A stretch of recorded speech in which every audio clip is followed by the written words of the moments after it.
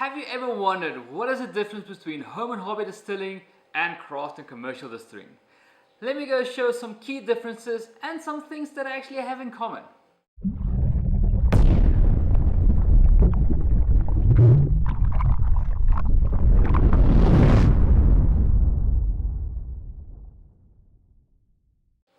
Hey everyone, Distiller Greyling here, one of your favorite home and hobby distillers. In today's video, I want to talk a bit about home and hobby distilling and how it measures up against commercial and craft distilling. But first, let me identify and explain what do I mean when I say home and hobby distilling, craft distilling and commercial distilling. Home and hobby distilling for me is someone who distills from home.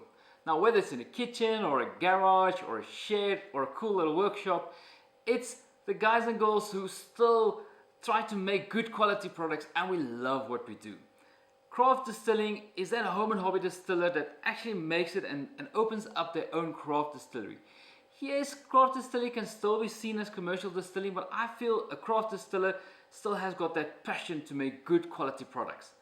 The commercial distilling, or let me rather say the big commercial distilleries out there, are the guys who run continuous stalls, and I feel they're just in there to make big profits. So for me, it's the home and hobby distiller versus a craft distiller versus the commercial distiller. As you may have realized, a lot of governments put restrictions on the act of distilling your own products at home. They do it for various reasons, and some of the top reasons are that distilling alcohol and drinking it at home is dangerous if you do not know what you're doing. If you do not remove all the methanol that are, you can really poison yourself, and that's not good. Secondly is to moderate the impact of excessive alcohol consumption there are. And thirdly is to collect tax. Yes, the governments do want to collect extra tax on the alcohol that you make, and they call it excise tax. Let's look at some countries and just what do they say about home and hobby distilling. Just a word of caution. Making alcohol at home and drinking it can just be as safe as the alcohol you buy from the shops. It can be dangerous as well if you do not know what you're doing. There are some countries where home distilling is legal. Some countries they would regulate and limit the amount of home distilling you can do. And then there's some countries who completely outlaws the home distilling. Here in South Africa, you can become a legal home and hobby distiller. There's a few things you have to do. You definitely have to register the stalls you own. You also have to register yourself as a manufacturer of exercisable goods for their own use by the manufacturer. That means that I am allowed to make my own spirits at home, but I'm not allowed to sell it. Check out my video about how you can become a legal home and hobby distiller here in South Africa. In the USA, it's completely illegal to do home distilling. If you do want to distill spirits and sell it, you have to have a federal distilled spirits permit. You also have to pay a fee, and you have to let the authorities come and inspect your equipment. There's also some states that have different type of laws, so with the federal law you also have to look at the state laws as well. Canadian laws are much more lenient when it comes to the use of alcohol and if you want to give it away for free. But if you want to sell it, you will need a federal liquor license. It's very difficult to obtain this, so the home distilling in Canada is not really allowed. It's only really worth it if you want to go commercial to obtain this license.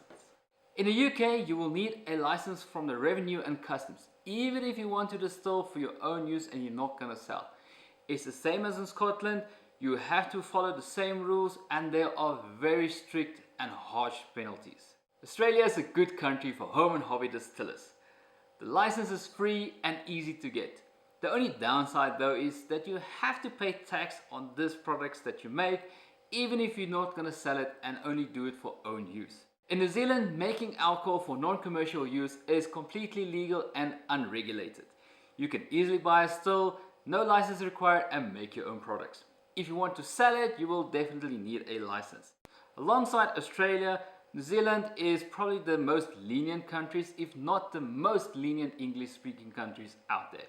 It is still very good practice to find out exactly in your country what is the legal requirements for home and hobby distilling and try your best to follow them. Moving from a home and hobby distilling to commercial craft distilling involves some more licenses, laws and rules and regulations you have to follow. The law states exactly what and how you're allowed to make your products and also which licenses are required. Licenses like the right to produce and sell your products. There's also rules and requirements of how you're allowed to age your products, and you will be definitely taxed. Let me list a few legal regulations between home and hobby distilling and commercial craft distilling here in South Africa. First up, sugar washes are out. You are not allowed to add any granulated sugar to your fermentation. The sugars have to come from natural sources, the fruit, molasses, or your grains. There are strict regulations on a minimum percent ABV that you are allowed to sell and bottle your products. The law also states on how long and what type of oak barrels your brandy and whiskey has to be in before they are taken out to be allowed to be bottled and sold. For gin, there's a lot of regulations on just what type of botanicals you are allowed to use to infuse your neutral grain spirits. You're also not allowed to mix different types of spirits together. You are allowed to make a blended whiskey or a blended brandy, but you're not allowed to blend the whiskey and brandy together. For rum, South African law is a bit more lenient on the aging effect and method, so we tend to play around a bit more with the rum. We're also very restricted on where you are able to open up your distillery and exactly where you are allowed to produce your alcohols. For me, the biggest difference between home hobby distilling and commercial distilling is the laws and legal requirements, but it has not stopped some passionate craft distillers to make award-winning products that I love so much. For the big commercial distilleries out there, I feel there might still be some folks who really has got a passion and who wants to make great quality products. But for most of them, I just think it's about maximum volume to push it out as fast as they can to make the big profits. Home and hobby distilling also gives you the freedom of to do just what you want. Making different type of products, different type of fermentations, experimenting around with different flavors. We really have no boundaries of what we can create and how we can create it. I also think that home and hobby and craft distillers make better tasting products than these big commercial distilleries, because we take time and pride in what we make.